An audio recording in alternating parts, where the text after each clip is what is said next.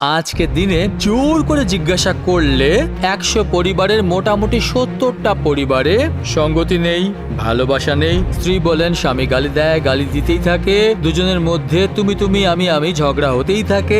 এটা পরিবার নাকি? এটা কি এই ঘরে থাকা বাচ্চাদের বাবা মা সবসময় একে অপরের উপর চেল্লানোর জন্য বাচ্চাদের মন বসে না আর তারা পড়াশোনা ফেল হয়ে যায়, তারপর তাকে ধরে কেন ফেল করেছিস, পড়াশোনা করিস না, মূর্খ বলে চেল্লাতে থাকুন।